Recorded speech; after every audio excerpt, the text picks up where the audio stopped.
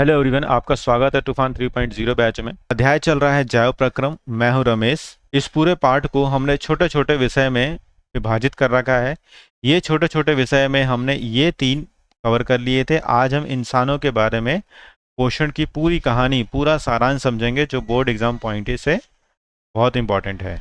तो चलिए शुरू करते हैं। पिछली वीडियो में मैंने आपको बताया था कि मानव में पोषण प्राणी संपोषण कहलाता है। अगर आपने हमारे साथ यह वीडियो नहीं देखी है तो आप प्लेलिस्ट में मौजूद सभी वीडियो को आधे घंटे में देख सकते हैं और शुरुआत कर सकते हैं हमारे साथ। प्राणी संपोषण का मतलब होता है, प्राणी जो होते हैं वह जो भोजन खाते हैं वह पाचन तंत्र से पचाकर उसे इस्तेमाल करते हैं। पाचन तंत्र 2 भागों में बटाई कर रखा है पढ़ने के लिए।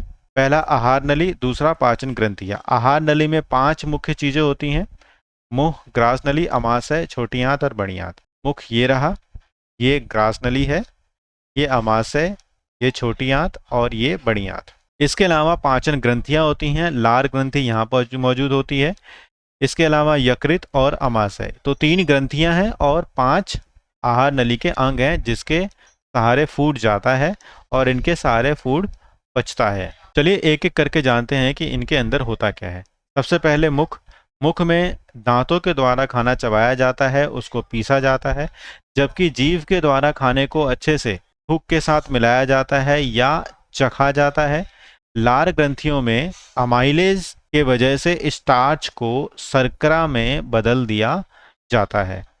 ग्रास नली एक पाइप है जो मुख से पेट या अमाशय को जोड़ती है। ये है हमारी ग्रास नली।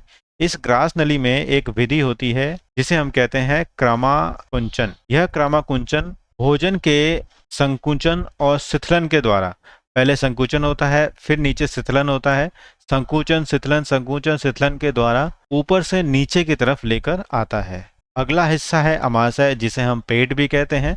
पेट में जठर रस मौजूद होता है। इस जठर रस में 3 चीजें होती हैं: पेप्सिन, हाइड्रोक्लोरिक अम्ल और श्लेष्मा। आइए जानते हैं इन तीनों के बारे में। सबसे पहले आता है पेप्सिन। पेप्सिन प्रोटीन को पेप्टोन्स में तोड़ता है। इसके लिए अम्लीय माध्यम की जरूरत होती है। यह अम्लीय माध्यम हाइड्रोक्लोरिक अम्ल के द्वारा मौजूद होता है। श्लेष्मा हाइड्रोक्लोरिक अम्ल से होने वाले नुकसान को बचाने में हमारी सहायता करता है। अब आता है छोटी आंत। छोटी आंत में एक्चुअल पाचन होता है। छोटी आंत में यकृत और अग्नाशय की सहायता से ऐसा संभव होता है। यकृत में क्या होता है और अग्नाशय में क्या होता है? यकृत में पित्ताशय से निकलने वाला पित्त यकृत से बना हुआ होता है जो छोटी आंत में आता है। ठीक ऐसे ही अग्नाशय में 3 चीजें होती हैं, 3 एंजाइम होते हैं: ट्रिप्सिन, काइमोट्रिप्सिन और लाइपेज। इनके विभिन्न कार्य हैं। सबसे पहला कार्य है काइमोट्रिप्सिन का। यह काइमोट्रिप्सिन शर्करा को ग्लूकोज में बदलने में सहायक होता है। पाइसीकरण में क्या होता है?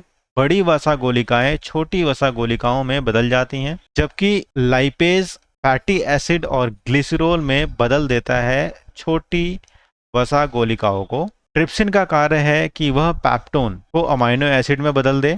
यह ग्लूकोज, फैटी एसिड, ग्लिसरॉल और अमाइनो एसिड दीर्घरोम की सहायता से हमारी छोटी आंत में अवशोषित होकर रक्त में आ जाते हैं। यह दीर्घरोम छोटी आंत के अंदर वाले हिस्से में उंगली नुमा प्रवर्ध होते हैं जो अवशोषण के लिए अधिक बड़ी सतह प्रदान करते हैं। बड़ी आंत में मुख्यतः जल का अवशोषण होता है या बचे हुए मल को गुदा के द्वारा बाहर निकाला जाता है। नोट करने वाली बात यह है कि परीक्षा में पूछा जाता है कि शाकाहारी जानवरों की छोटी आंत मांसाहारी जानवरों की तुलना में बड़ी होती है। ऐसा क्यों होता है? तो मैं आपको बताता हूँ। शाकाहारी जानवर पौधे से निर्मित उत्पाद को खाते हैं।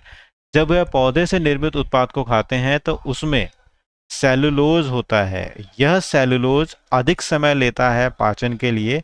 इस कारण से ईश्वर ने शाकाहारी जानवरों की छोटी आंत बड़ी बनाई है।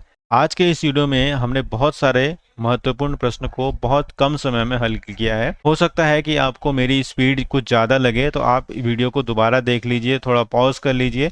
यूट्यूब के 10 सेकेंड 5 सेकेंड आगे पीछे करने के फीचर का अच्छा इस्तेमाल कर सकते हैं। उम्मीद करता हूँ कि आपको अधिक इन्फॉर्मेशन मैं दे पाया। अपने दोस्तों को बताइए, हमें सब्सक्राइब करिए, लाइक करिए। Thank you.